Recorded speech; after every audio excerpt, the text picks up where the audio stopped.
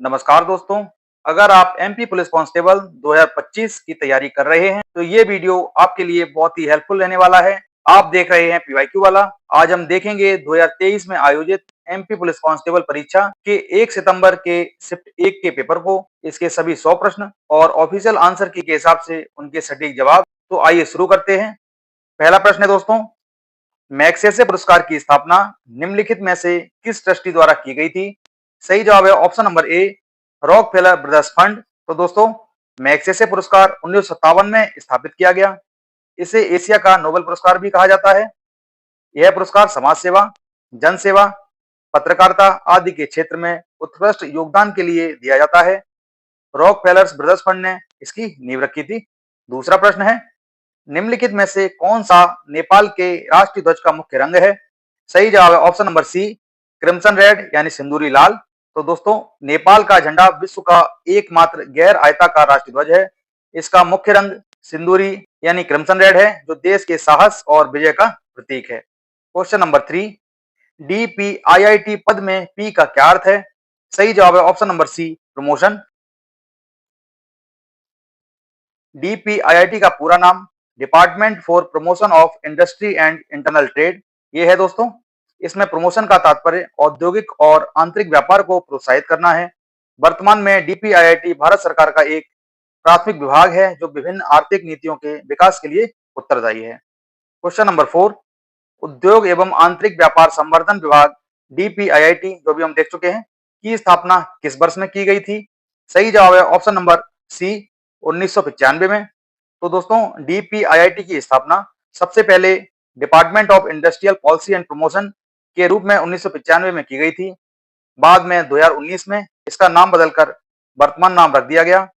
यह विभाग make in India जैसी सरकारी पहलों को लागू करने में अग्रणी है। क्वेश्चन नंबर 5, भारत की प्रमुख जांच एजेंसी कौन सी है? सही जवाब है ऑप्शन नंबर सी, केंद्रीय जांच ब्यूरो यानी सीबीआई।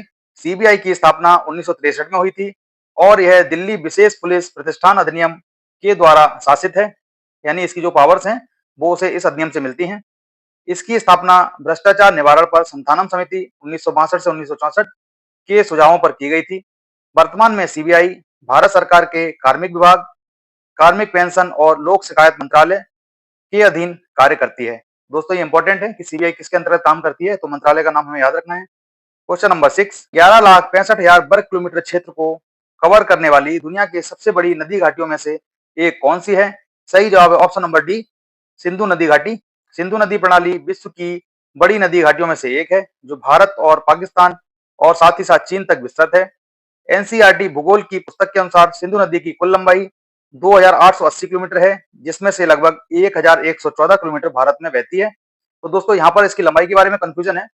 विकिपीडिया पे इसकी लंबाई लगभग 3200 किलोमीटर दी हुई है, इसलिए मैंने एनसीईआरटी से डाटा उठाया है, जिसमें कि स्पष्ट मेंशन है कि इसकी लंबाई 2,880 किलोमीटर है। क्वेश्चन नंबर 7, निम्नलिखित में से किसने सितंबर 1916 में मद्रास में होम रूल लीग शुरू की थी? सही जवाब है ऑप्शन नंबर ए, एनी बेसेंट ने। होम रूल लीग की स्थापना बाल गंगाधर तिलक ने अप्रैल 1916 में पुणे में तथा एनी बेसेंट ने सितंबर 1916 में अड्यार यानी मद्रास में की थी। इसका उद्देश्य स्वशासन की मांग को तेज करना था। इस आंदोलन से भारतीय स्वतंत्रता संघर्ष को नई गति मिली। दोस्तों, याद रखना, दो होम रूल लीग थी।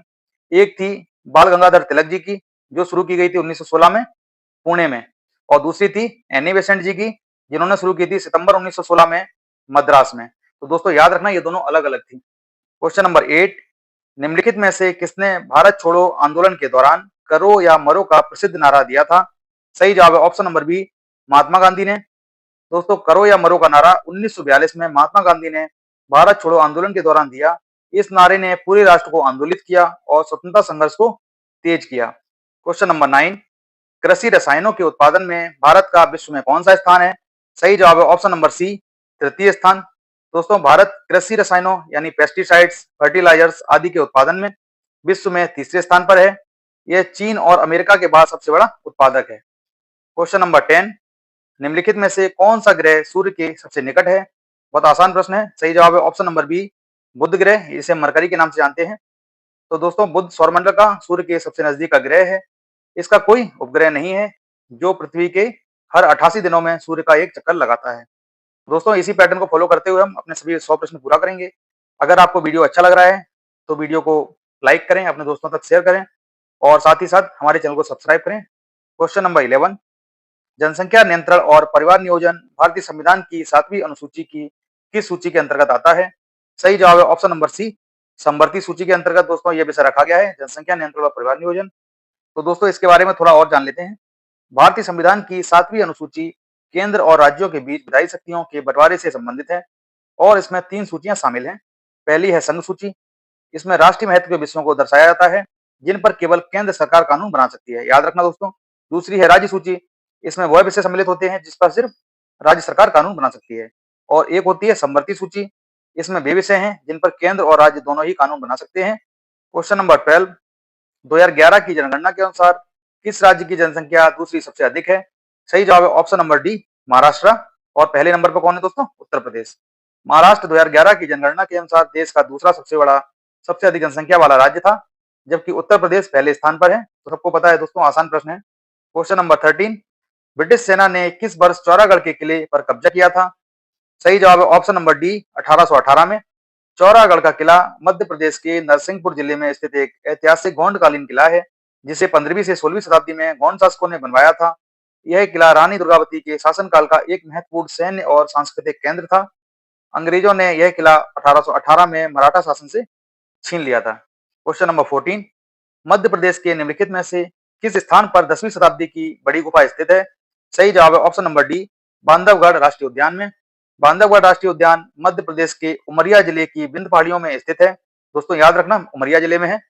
1968 में 105 वर्ग किलोमीटर के क्षेत्र में इसकी स्थापना की गई थी।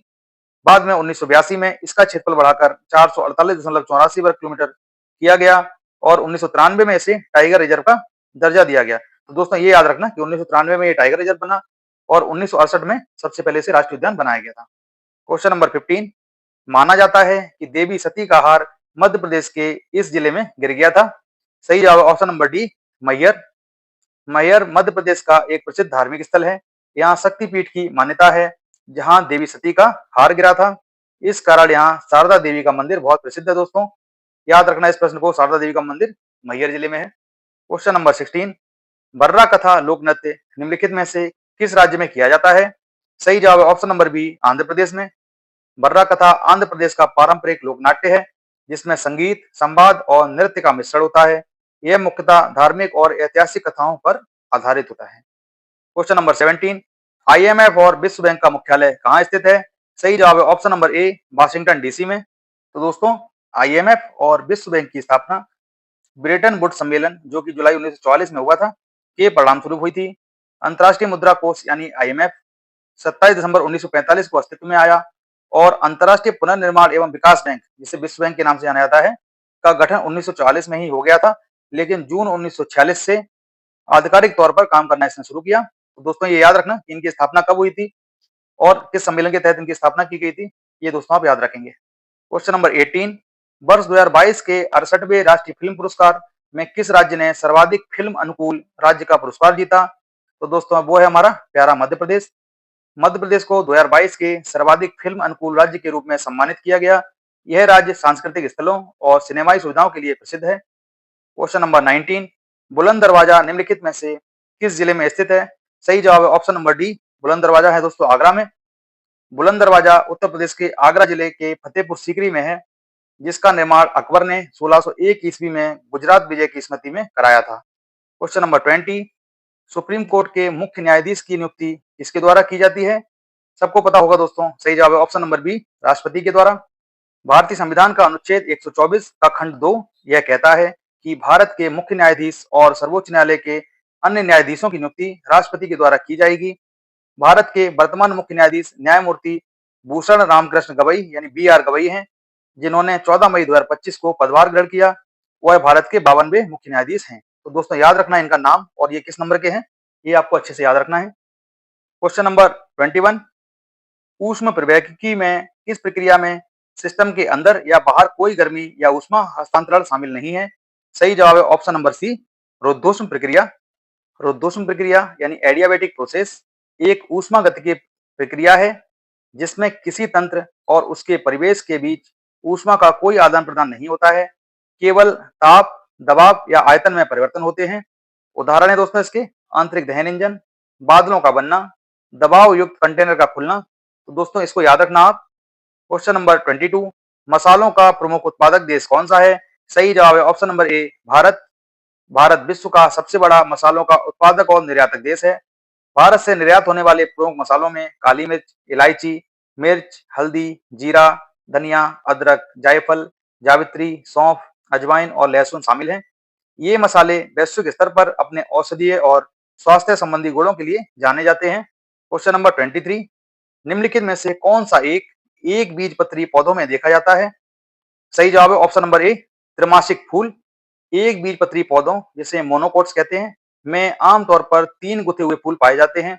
ये पौधे फूलों वाले होते हैं और इनके बीजों में केवल एक ही बीज पत्र होता है, जो इनकी मुख्य पहचान है। कुछ सामान्य उदाहरणों में गेहूं, चावल, मक्का, गन्ना, केला, प्याज, लहसुन, घास, ताड़ और ऑर्किड शामिल हैं। क्वेश्चन नंबर 24, प्रकाश संश्लेषण की मूल प्रक्रिया के माध्यम से किसको जीवन रूपों में शामिल किया जाता है? जो सूर्य के प्रकाश की उपस्थिति में क्लोरोफिल युक्त सभी जीवन रूपों द्वारा किया जाता है। सही जवाब मिलेगा दोस्तों ऑप्शन नंबर बी, कार्बन, जो कि पृथ्वी पर सभी जीवन रूपों को बनाए रखने के लिए सबसे महत्वपूर्ण तत्व है। प्रकाश संश्लेषण के दौरान पौधे वायुमंडलीय कार्बन डाइऑक्साइड का उपयोग करके ग्लूकोज बनाते हैं। कार्बन चक्र पर्यावरणीय संतुलन के लिए बहुत ही महत्वपूर्ण है। दोस्तों ये फॉर्मूला देख लेना, 6CO2 प्लस 6H2O प्लस प्रकाश ऊर्जा C6H12O6 प्लस 6O2 प्रकाश संश्लेषण का फॉर्मूला है दोस्तों। बचपन में बहुत रट्टा मारा होगा आपने इसका। क्वेश्चन नंबर 25, व्यावसायिक शहद उत्पादन के लिए निम्न में से कौन सी स्थानीय किस्म की मधुमक्खियों का उपयोग किया जाता है? सही जवाब है ऑप्शन नंबर ए, Apis cerana indica. Apis cerana indica भारतीय मधुमक्खी है, जिसका व्यावसायिक शहद उत्पादन में व्यापक रूप से उपयोग किया जाता है। क्वेश्चन नंबर 26, निम्नलिखित में से कौन श्वसन तंत्र का एक भाग है? सही जवाब है ऑप्शन नंबर बी, ग्रसनी। ग्रसनी सांस नली और आहार नली के मुख पर स्थित एक अंग है, जो श्वसन तंत्र का हिस्सा है। यह वायु मार्ग और आहार मार्ग को जोड़ता है। क्वेश्चन नंबर 27, निम्नलिखित में से किस तरीके से HIV फैल सकता है? सही जवाब है ऑप्शन नंबर डी, संक्रमित व्यक्ति के साथ यौन संपर्क। एड्स HIV वायरस के संक्रमण से होता है, जो शरीर की प्रतिरक्षा प्रणाली यानी इम्यूनिटी सिस्टम को कमजोर कर देता है। यह मुख्य रूप से असुरक्षित यौन संबंध, दूषित रक्त चढ़ाने से, संक्रमित सुइयों को साझा करने या मां से बच्चे में जन्म या स्तनपान के दौरान फैलता है। दैनिक संपर्क से दोस्तों संक्रमण नहीं फैलता है। क्वेश्चन नंबर 28, निम्नलिखित में से कौन शामक और ट्रैंकुलाइजर के रूप में कार्य कर सकता है? सही जवाब है ऑप्शन नंबर सी, बार्बिटूरेट्स। तो दोस्तों बार्बिटूरेट्स दवाइयों का एक समूह है, जिसे चिकित्सीय तौर पर शांति देने और नींद लाने के लिए दिया जाता है। इनका इस्तेमाल सीमित और नियंत्रण मात्रा में होना चाहिए। क्वेश्चन नंबर 29, यदि हम पानी को गर्म करते हैं तो यह किस तापमान तक सिकुड़ेगा, यानी इसमें कॉन्ट्रैक्शन होगा? सही जवाब है option number B, 4 degree centigrade. पानी का अधिकतम संकुचन लगभग 4 डिग्री सेंटीग्रेड तक होता है। इसके नीचे तापमान पर पानी फैलने लगता है, यानी एक्सपेंड होने लगता है। क्वेश्चन नंबर 30, सोडियम धातु का भंडारण कहाँ करना चाहिए? सही जवाब है ऑप्शन नंबर सी, केरोसिन में। सोडियम अत्यधिक क्रियाशील धातु है, जो पानी या हवा के संपर्क में आते ही भयंकर प्रतिक्रिया करता है। इसी कारण से केरोसिन में रखा जाता है। दोस्तों 30 प्रश्न हमने कंप्लीट कर लिए हैं। सभी 100 प्रश्न हम देखेंगे। अगर आपको वीडियो अच्छा लग रहा है तो इसको लाइक करें, साथ ही साथ चैनल को सब्सक्राइब जरूर कर लें। देखते हैं अगला प्रश्न। क्वेश्चन नंबर 31, प्रकाश रसायनी धूम कोहरे के बनने के समय निम्न में से कौन सा एक उत्पन्न होता है? सही जवाब है option number B, nitrogen oxide. तो दोस्तों फोटोकेमिकल स्मोक का मुख्य घटक नाइट्रोजन ऑक्साइड और ओजोन होते हैं। यह बड़े शहरों में वाहनों और उद्योगों से निकलने वाले प्रदूषण के कारण बनता है और मानव स्वास्थ्य के लिए ये बहुत ही खतरनाक है। क्वेश्चन नंबर 32, एक शार्क के पास क्या नहीं है? सही जवाब है option number B, swim bladder. मछलियों की अधिकांश जातियों में स्विम ब्लैडर होता है, जिससे वे पानी में तैर सकती हैं, लेकिन शार्क्स में यह अनुपस्थित होता है। शार्क की शरीर संरचना उन्हें सतह पर रहने के लिए बाध्य बनाती है। क्वेश्चन नंबर 33, सैलामेंडर किस वर्ग का है? सही जवाब है ऑप्शन नंबर ए, उभयचर। सैलामेंडर उभयचर वर्ग से संबंधित है और इन्हें आमतौर पर छिपकली जैसे दिखने वाले जीव के रूप में पहचाना जाता है, जिसमें एक पतला शरीर, कुंद, थूथन और छोटे अंग होते हैं। क्वेश्चन नंबर 34, रबी, खरीफ और जायद फसलों के लिए सही मौसम चुनें। सही जवाब है दोस्तों ऑप्शन नंबर सी, रबी सर्दी में, खरीफ मानसून में और जायद ग्रीष्म ऋतु में। रबी फसलें सर्दी में बोई और गर्मियों में काटी जाती हैं। उदाहरण है इसके दोस्तों गेहूं, जौ, चना, मटर, सरसों और आलू आदि। खरीफ मानसून में बोई और सर्दियों में काटी जाती हैं। उदाहरण है चावल, मक्का, ज्वार, बाजरा, कपास और ग्वार। और जायद गर्मियों की छोटी फसल है जो कि मई और जून में बोई जाती है।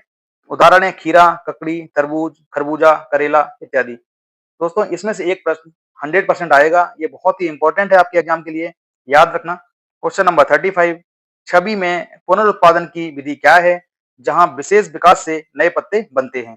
दोस्तों यहाँ पर एक इमेज दी गई है और ये पत्ते यहाँ पर किस तरह से उत्पन्न होते हैं, ये कौन सी विधि है ये बताना है। इसका सही जवाब है ऑप्शन नंबर ए, नवोदित यानी बडिंग। नवोदित में माता पौधा विशेष वृद्धि दिखाकर नए पौधे बनाता है। यह आलू, प्याज आदि में बहुत ही सामान्य है। क्वेश्चन नंबर 36, श्रृंखला में गलत क्रम का पता लगाएं। तो दोस्तों यहाँ पर एक सीरीज दी गई है, इसमें गलत क्रम बताना है। सही जवाब है ऑप्शन नंबर डी, 54 और 62। ये जो है ये यहाँ पर गलत क्रम है। क्वेश्चन नंबर 37, असंगत शब्द का चयन कीजिए। सही जवाब है ऑप्शन नंबर सी, हरिद्वार। तो दोस्तों लखनऊ, वाराणसी, कानपुर ये सब उत्तर प्रदेश के शहर हैं, जबकि हरिद्वार कहाँ है, उत्तराखंड में, इसलिए ये सबसे अलग है। क्वेश्चन नंबर 38, त्रिभुज हिंदी फिल्मों के अभिनेता, व्रत बंगाली फिल्मों के अभिनेता और आयत तमिल फिल्मों के अभिनेता को दर्शाता है। केवल बंगाली फिल्मों में काम करने वाले अभिनेताओं को दर्शाने वाला नंबर कौन सा है। तो दोस्तों ये जो त्रिभुज है ये दिखा रहा है हिंदी फिल्मों के अभिनेता को, ये आयत दिखा रहा है तमिल फिल्मों के अभिनेता को और ये वृत्त दिखा रहा है बंगाली फिल्मों के अभिनेता को। पूछा गया है कि सिर्फ बंगाली फिल्मों के अभिनेताओं को कौन दिखाएगा, तो सही जवाब आएगा संख्या 6। सही जवाब हो जाएगा option number C, 6। Question number 39, निम्नलिखित में से कौन सा आरेख डॉक्टर, शिक्षक और डाकिया के बीच सबसे अच्छे संबंध को दर्शाता है। यहाँ पर दोस्तों सही जवाब है ऑप्शन नंबर सी। ये तीनों ही दोस्तों अलग अलग प्रोफेशन है, इनमें कोई भी संबंध नहीं है आपस में। क्वेश्चन नंबर 40, निम्नलिखित संख्या श्रृंखला में कौन सी संख्या गलत है। तो दोस्तों यहाँ पर एक सीरीज दी गई है, हमारा सही जवाब हो जाएगा ऑप्शन नंबर बी, 127। दोस्तों यहाँ पर ये नंबर गलत है क्योंकि यहाँ जितनी भी संख्याएं दी गई हैं सबके बीच में 25 का डिफरेंस है, तो यहाँ संख्या आनी चाहिए 125। क्वेश्चन नंबर 41, उस विकल्प का चयन करें जो तीसरी आकृति से उसी प्रकार संबंधित है जिस प्रकार दूसरी आकृति पहली आकृति से संबंधित है। तो दोस्तों यहाँ पर हमें ये बताना है ये पहली आकृति का सेट है और ये दूसरी आकृति का, तो हमें ये बताना है ये प्रश्न चिन्ह के स्थान पर क्या आएगा। हमारा सही जवाब होगा दोस्तों ऑप्शन नंबर सी, प्रश्न चिन्ह के स्थान पर ये वाली आकृति आएगी। क्वेश्चन नंबर 42, उस विकल्प का चयन करें जो तीसरी आकृति से उसी प्रकार संबंधित है जिस प्रकार दूसरी आकृति पहली आकृति से संबंधित है। तो सेम प्रश्न है दोस्तों, ये यहाँ पर पहली आकृति का सेट है और यहाँ पर दूसरी आकृति कौन सी आएगी ये हमें बताना है। हमारा सही जवाब होगा ऑप्शन नंबर सी, प्रश्न चिन्ह के स्थान पर ये वाली आकृति आएगी। क्वेश्चन नंबर 43, उत्तर आकृति में से सबसे ठीक विकल्प चुनकर प्रश्न आकृति को पूरा कीजिए। तो दोस्तों यहाँ पर ये प्रश्न आकृति है, यहाँ 3 जगह पर हमें ये बताना है कि इन तीनों स्थानों पर कौन सी आकृति आएगी। हमारा सही जवाब होगा ऑप्शन नंबर ए। क्वेश्चन नंबर 44, निम्नलिखित प्रश्न में दिए गए विकल्पों में से विषम संख्या का चयन कीजिए। तो दोस्तों ओड वन आउट का प्रश्न है, हमारा सही जवाब होगा ऑप्शन नंबर सी, 6874। ये संख्या इनमें सबसे अलग है दोस्तों। क्वेश्चन नंबर 45, उन श्रेणियों की पहचान करें जो दिए गए आरेख के बीच संबंध का सबसे अच्छा प्रतिनिधित्व करते हैं। तो दोस्तों यहाँ पर ये आरेख दिया गया है, हम विकल्प देख लेते हैं। तो दोस्तों ये चारों विकल्प हैं, हमारा सही जवाब होगा ऑप्शन नंबर सी, बौद्ध, इंडिका और त्रिपिटक। तो दोस्तों इसमें हम देख सकते हैं ये यहाँ पर त्रिपिटक हो जाएगा, ये बौद्ध धर्म हो जाएगा और ये यहाँ पर इंडिका हो जाएगा जो कि बौद्ध धर्म से किसी भी तरह से संबंधित नहीं है। क्वेश्चन नंबर 46, उस आरेख की पहचान करें जो दिए गए श्रेणियों के बीच संबंध का सबसे अच्छा प्रतिनिधित्व करता है। समुद्र, द्वीप और पर्वत। हमारा सही जवाब होगा दोस्तों ऑप्शन नंबर सी। तो दोस्तों यहाँ पर ये द्वीप हो जाएंगे, ये समुद्र हो जाएगा और ये पर्वत इससे अलग हो जाएंगे। क्वेश्चन नंबर 47, दी गई आकृति में कितने वर्ग हैं। तो दोस्तों यहाँ पर हमारा सही जवाब आएगा ऑप्शन नंबर सी, 16 वर्ग। आप इसमें काउंट करके देख लेंगे। क्वेश्चन नंबर 48, दी गई आकृति में त्रिभुज की संख्या ज्ञात कीजिए। तो दोस्तों ये आकृति दी गई है, हमें ये बताना है कि इस आकृति में कितने त्रिभुज हैं। सही जवाब है ऑप्शन नंबर बी, टोटल 25 त्रिभुज हैं दोस्तों। क्वेश्चन नंबर 49, दी गई आकृति में त्रिभुज की संख्या ज्ञात कीजिए। यहाँ पर दोस्तों सही जवाब होगा ऑप्शन नंबर बी, टोटल 7 त्रिभुज हैं दोस्तों इस आकृति में। क्वेश्चन नंबर 50 निर्देश दिया है, दिए गए प्रश्न में वह उत्तर आकृति ज्ञात कीजिए जिसमें प्रश्न आकृति निहित है। तो दोस्तों ये प्रश्न आकृति है और नीचे ये 4 ऑप्शन दिए गए हैं। हमें ये बताना है कि इनमें से इन चारों में से किस आकृति में प्रश्न में दी गई आकृति समाहित है। हमारा सही जवाब हो जाएगा ऑप्शन नंबर डी। तो दोस्तों यहाँ पर आप देख सकते हैं, यहाँ पर ये क्रॉस का सिंबल बन रहा है जो कि प्रश्न आकृति में है। क्वेश्चन नंबर 51 दिए गए प्रश्न में वह उत्तर आकृति याद कीजिए जिसमें प्रश्न आकृति निहित है। सेम प्रश्न है दोस्तों, इस बार प्रश्न आकृति में इस तरह से दिया गया है। हमारा सही जवाब हो जाएगा ऑप्शन नंबर ए। तो दोस्तों यहाँ पर हम देख सकते हैं, यहाँ पर वो शेप दिया हुआ है जो प्रश्न आकृति में है। क्वेश्चन नंबर 52 एक निश्चित कोड भाषा में इलेक्ट्रिक को FMFDUSJD लिखा जाता है, उसी कोड भाषा में नेशनल को किस प्रकार लिखा जाएगा। सही जवाब है दोस्तों ऑप्शन नंबर सी, नेशनल को इस तरह से लिखा जाएगा। क्वेश्चन नंबर 53 निम्नलिखित कथनों और तर्कों 1 और 2 पर विचार करें। आपको यह तय करना है कि कौन सा तर्क मजबूत तर्क है या फिर मजबूत तर्क है। कथन दिया है दोस्तों, सेल फोन तथा स्मार्टफोन क्या यह हमारे लिए सुरक्षित है। पहला तर्क है हाँ, यह हमें सभी तरह की जानकारी ऑनलाइन उपलब्ध कराते हैं। दूसरा तर्क है नहीं, यह पूरी तरह सुरक्षित नहीं है क्योंकि साइबर हैकिंग का पूरी तरह से समाधान अभी तक नहीं मिल पाया है। तो दोस्तों हमारा सही जवाब होगा ऑप्शन नंबर बी, केवल तर्क 2 मजबूत है और तर्क 1 कमजोर है। क्वेश्चन नंबर 54 दिए गए प्रश्न में एक कथन के साथ 2 पूर्व धारणाएं 1 तथा 2 दी गई हैं। इन कथनों को सत्य मानकर भले ही वह सामान्यतः ज्ञात तथ्यों से भिन्न क्यों ना हो, आपको यह निर्धारित करना है कि कौन सा या कौन सी पूर्व धारणा अंतर्निहित है। कथन है हाल के राज्यसभा चुनाव में एक पार्टी जो पिछले चुनाव में सबसे बड़ी पार्टी थी, वो हाल ही के चुनाव में हार गई। पहली पूर्व धारणा है हो सकता है राज्य की जनता पिछली सरकार के काम से खुश ना हो। दूसरी पूर्व धारणा है हो सकता है पिछली सरकार ने अपने कार्यकाल में बहुत घोटाले किए हों। सही जवाब है दोस्तों ऑप्शन नंबर डी, दोनों पूर्व धारणाएं 1 तथा 2 अंतर्निहित हैं। क्वेश्चन नंबर 55 प्रश्न में कथनों में विभिन्न तत्वों के बीच संबंध दर्शाया गया है। तो दोस्तों यहाँ पर ये तत्व दिए गए हैं और इनके साथ में ये सिंबल्स दिए गए हैं। पहला निष्कर्ष ये है दोस्तों और ये दूसरा निष्कर्ष है। यहाँ पर हमारा सही जवाब हो जाएगा ऑप्शन नंबर ए, केवल निष्कर्ष 1 सही है। क्वेश्चन नंबर 56 2 छात्र एक परीक्षा में शामिल हुए, उनमें से एक ने दूसरे से 9 अंक अधिक प्राप्त किए हैं और उसके अंक उनके अंकों के योग का 56% था। उन दोनों द्वारा प्राप्त अंक क्या हैं। सही जवाब है ऑप्शन नंबर सी, 42 और 33। क्वेश्चन नंबर 57 एक अयस्क में 12% तांबा होता है, 69 किलो तांबा प्राप्त करने के लिए कितने किलोग्राम अयस्क की आवश्यकता होती है। सही जवाब मिलेगा दोस्तों option number D, 575 kilogram. Question number 58 एक स्कूल में लड़के और लड़कियों का अनुपात 46:14 है। यदि छात्रों की कुल संख्या 3000 है तो लड़के और लड़कियों की संख्या ज्ञात कीजिए। सही जवाब है ऑप्शन नंबर बी, 2300 लड़के और 700 लड़कियां। क्वेश्चन नंबर 59 सोनू और उसकी मां की उम्र का अनुपात 12:15 है। सोनू के जन्म के समय उसकी मां की आयु 30 वर्ष थी। सोनू और उसकी मां की वर्तमान आयु वर्षों में क्या होगी। सही जवाब है ऑप्शन नंबर डी, 120 वर्ष और 150 वर्ष। क्वेश्चन नंबर 60 एक राशि पर 5 वर्षों में 10% प्रतिवर्ष की दर से 4000 रुपए का कुल साधारण ब्याज प्राप्त हुआ तो वो राशि क्या है। सही जवाब है ऑप्शन नंबर डी, 8000 रुपए। क्वेश्चन नंबर 61 9535 रुपए की राशि पर 12% प्रतिवर्ष की दर से 4 वर्ष के बाद प्राप्त होने वाला साधारण ब्याज कितना होगा। सही जवाब है दोस्तों ऑप्शन नंबर ए, 4576 रुपए 80 पैसे। क्वेश्चन नंबर 62 -8/63 प्राप्त करने के लिए 2/9 प्लस 6/7 में क्या जोड़ा जाना चाहिए। तो दोस्तों यहाँ पर सही जवाब है ऑप्शन नंबर डी, दिए गए विकल्पों में से कोई भी जवाब सही नहीं है। इसको आप सॉल्व करना और देखना आपका क्या जवाब आता है। क्वेश्चन नंबर 63 यदि एक विद्यालय में लड़के और लड़कियों का अनुपात 5:4 है, यदि 25% लड़के और 20% लड़कियां बस से विद्यालय आते हैं तो कितने प्रतिशत छात्र विद्यालय बस से नहीं आते हैं। सही जवाब है option number D, 77.22%। Question number 64 ए और बी की आय का अनुपात 5:6 है, सी और बी की आय का अनुपात 3:4 है, सी और डी की आय का अनुपात 2:5 है। यदि ए और सी की आय के योग तथा डी और बी की आय के अंतर का अंतर ₹680 है। तो ए, बी, सी और डी की आय का योग ज्ञात करें।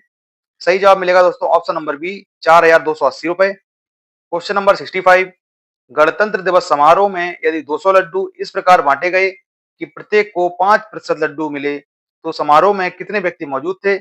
सही जवाब है ऑप्शन नंबर डी, 20 व्यक्ति। क्वेश्चन नंबर 66, एक निश्चित राशि 6% प्रतिवर्ष की दर से 3.5 वर्ष में साधारण ब्याज पर ₹9,075 हो जाती है।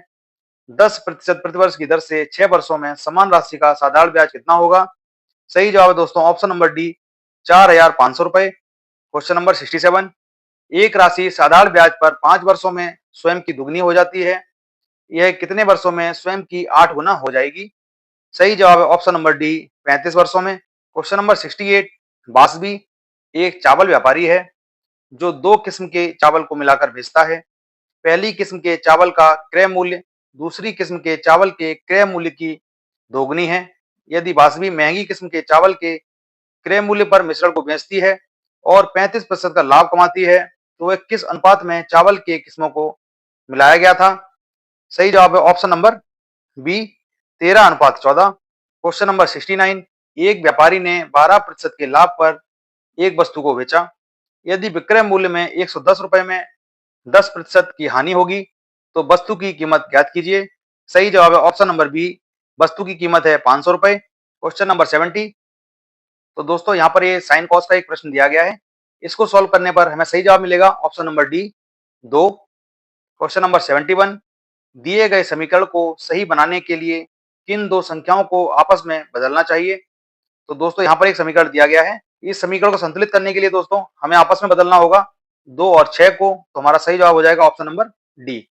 क्वेश्चन नंबर 72, निम्नलिखित समीकरण को सही बनाने के लिए किन दो संकेतों को परस्पर बदलना चाहिए? तो दोस्तों फिर से एक समीकरण दिया गया है, इसको संतुलित करना है।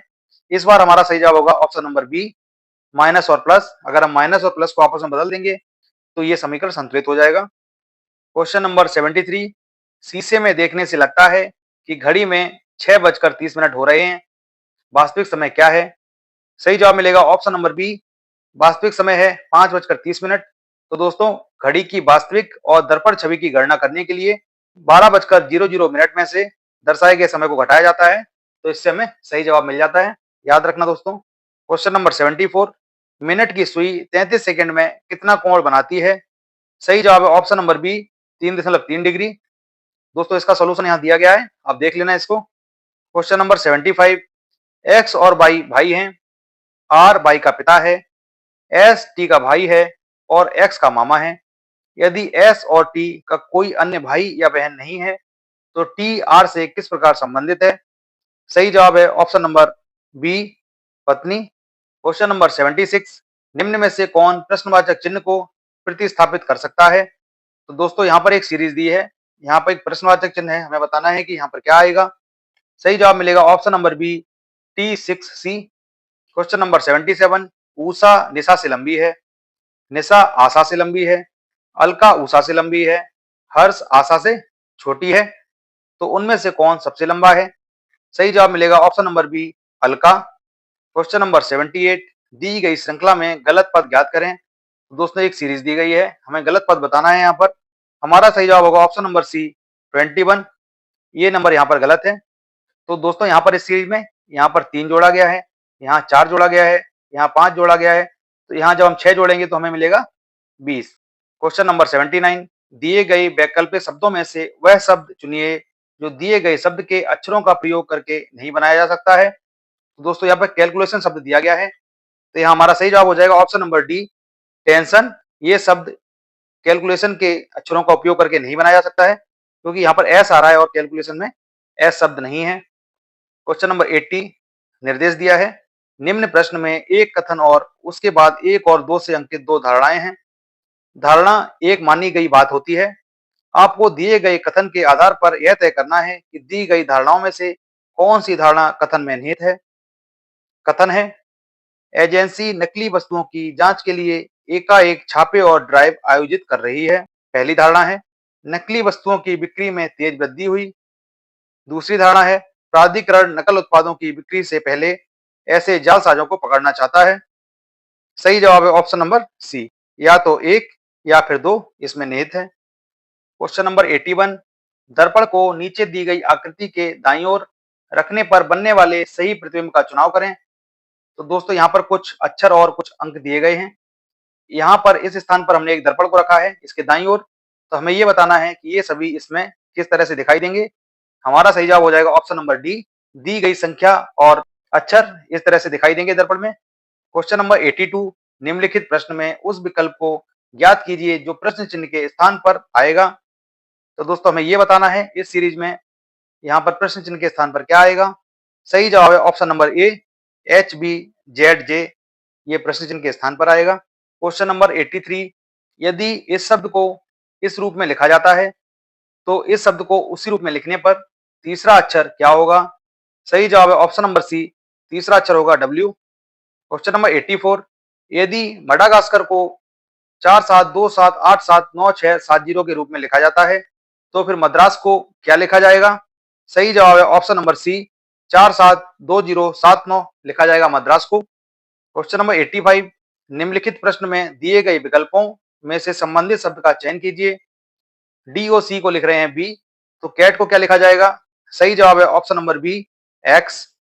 क्वेश्चन नंबर 86, 6 अंकों की वह सबसे बड़ी संख्या ज्ञात कीजिए जो 25, 35, 42 और 75 से विभाज्य हो। सही जवाब मिलेगा दोस्तों ऑप्शन नंबर ए, 9,99,600। इन सभी संख्याओं का एलसीएम है 4200, तो 9,99,600 वह सबसे बड़ी संख्या है जो इन चारों से विभाज्य होगी। क्वेश्चन नंबर 87, यदि एक संख्या 25 है, एचसीएफ 5 है और एलसीएम 405 है तो दूसरी संख्या ज्ञात कीजिए। सही जवाब है ऑप्शन नंबर डी, दूसरी संख्या होगी 81। तो दोस्तों अज्ञात संख्या निकालने के लिए ये फॉर्मूला है एचसीएफ इंटू एलसीएम अपॉन ज्ञात संख्या। क्वेश्चन नंबर 88, यदि 300 मीटर की लंबाई वाली 2 रेलगाड़ियां क्रमशः 60 किलोमीटर प्रति घंटा और 102 किलोमीटर प्रति घंटा की गति से विपरीत दिशा में चल रही हैं तो वे एक दूसरे को कितने समय में पार करेंगी। सही जवाब है ऑप्शन नंबर ए, 13.33 सेकंड में। दोस्तों यहाँ पर इसका सॉल्यूशन दिया है, इसको आप देख लेना। क्वेश्चन नंबर 89, दिए गए निम्नलिखित में ओपी लंबत है ओए के, ओक्यू लंबत है ओबी के। यदि angle A O B 20 degree है तो एंगल पी ओ क्यू का मान ज्ञात कीजिए। दोस्तों यहाँ पर ये ओपी है, ये लंबवत है ओए के, ये ओ क्यू है, ये लंबवत है ओबी के। हमें ये बताना है कि ये वाला जो एंगल है ये कितना होगा। सही जवाब है ऑप्शन नंबर ए, ये एंगल होगा 20 डिग्री। क्वेश्चन नंबर 90, निम्नलिखित प्रश्न में प्रश्नवाचक चिन्ह के स्थान पर क्या आना चाहिए। तो दोस्तों ये समीकरण दिया गया है, सिंप्लीफिकेशन का प्रश्न है। ये यहाँ पर एक प्रश्न चिन्ह दिया है, हमें ये बताना है कि यहाँ पर क्या आएगा। सही जवाब है ऑप्शन नंबर ए, प्रश्न चिन्ह के स्थान पर आएगा 13। क्वेश्चन नंबर 91, निम्नलिखित प्रश्न में प्रश्नवाचक चिन्ह के स्थान पर क्या आना चाहिए। फिर से दोस्तों ये संख्याएं दी गई हैं, हमें ये बताना है कि यहाँ पर क्या आएगा। सही जवाब मिलेगा ऑप्शन नंबर ए, 4। क्वेश्चन नंबर 92, एक ट्रेन 6 घंटे में 80 किलोमीटर प्रति घंटा की गति से एक निश्चित दूरी तय करती है। 5 घंटे में समान दूरी तय करने के लिए ट्रेन की गति ज्ञात कीजिए। सही जवाब है ऑप्शन नंबर बी, ट्रेन की गति होनी चाहिए 96 किलोमीटर प्रति घंटा। क्वेश्चन नंबर 93, एक पहाड़ी क्षेत्र में 2 शहरों के बीच बस का किराया उनकी बीच की दूरी के वर्ग का 7 गुना है। शहर ए से शहर बी की दूरी सीधे मार्ग से 12 किलोमीटर है। शहर बी से शहर ए तक शहर सी और डी के माध्यम से भी पहुंचा जा सकता है, जहां शहर ए और शहर सी के बीच की दूरी 6 किलोमीटर है। शहर सी से शहर डी की दूरी 4 किलोमीटर है। शहर डी से शहर बी की दूरी 5 किलोमीटर है। दोनों मार्गों पर खर्च के बीच का अंतर ज्ञात करें। तो दोस्तों इसको जब हम सॉल्व करेंगे, इसका सही जवाब मिलेगा ऑप्शन नंबर ए, 567 रुपए। इसका सॉल्यूशन दोस्तों यहाँ पर दे दिया गया है, पहले आप इसको सॉल्व करेंगे, इसके बाद इसको देख लेंगे। क्वेश्चन नंबर 94, यदि रजत किसी कार्य को 35 दिनों में कर सकता है, राजू उस कार्य को 21 दिनों में कर सकता है, तो दोनों मिलकर उस कार्य को कितने दिनों में पूरा कर सकते हैं। सही जवाब है ऑप्शन नंबर डी, 13 सही 1/8 दिन में। क्वेश्चन नंबर 95, मनु, मंजू और माया क्रमशः 90, 30 और 45 दिनों में काम को पूरा करते हैं। तीनों साथ मिलकर कितने दिन में काम को पूरा करेंगे। सही जवाब है ऑप्शन नंबर ए, 15 दिनों में। क्वेश्चन नंबर 96, 10 लाल, 8 काली, 5 सफेद और 7 हरी गेंदों में से यादृच्छा एक गेंद चुनते हैं। यह संभावना ज्ञात कीजिए कि चुनी हुई गेंद ना सफेद हो और ना हरी हो। सही जवाब है ऑप्शन नंबर बी, प्रायिकता होगी 3/5। क्वेश्चन नंबर 97, 2 पासे फेंकने पर योग 10 से अधिक प्राप्त करने की संभावना क्या है? सही जवाब है option number B 1/12। Question number 98, 2 क्रमिक संख्याओं का गुणनफल 2756 है। बड़ी संख्या क्या है? सही जवाब है ऑप्शन नंबर डी, बड़ी संख्या है 53। क्वेश्चन नंबर 99, संख्या श्रृंखला में अगला पद क्या होगा? तो दोस्तों एक सीरीज दी गई है, हमें ये बताना है कि यहाँ पर अगला पद क्या आएगा। सही जवाब है ऑप्शन नंबर ए, अगला पद होगा 3399। क्वेश्चन नंबर 100, एक समद्विबाहु त्रिभुज में आधार की लंबाई 20 सेंटीमीटर और त्रिभुज की ऊंचाई आधार से 20% अधिक है। प्रत्येक समान भुजा की लंबाई ज्ञात कीजिए। सही जवाब होगा दोस्तों ऑप्शन नंबर डी, समान भुजा की लंबाई होगी 26 सेंटीमीटर। यहाँ इसका सॉल्यूशन दिया है दोस्तों, इसको आप देख लेंगे। तो दोस्तों यह था आज का एमपी पुलिस पीवाईक्यू बूस्टर। अगर वीडियो हेल्पफुल लगा हो तो इसे लाइक शेयर करना ना भूलें। बाकी सभी शिफ्ट के संपूर्ण पेपर आप हमारी playlist MP police PYQ booster में जाकर देख सकते हैं। और हाँ, चैनल को सब्सक्राइब करें और बेल आइकन जरूर दबाएं ताकि अगला वीडियो सबसे पहले आप तक पहुंचे। आपको आपकी तैयारी के लिए शुभकामनाएं। मिलते हैं अगले वीडियो में, तब तक के लिए जय हिंद, जय भारत।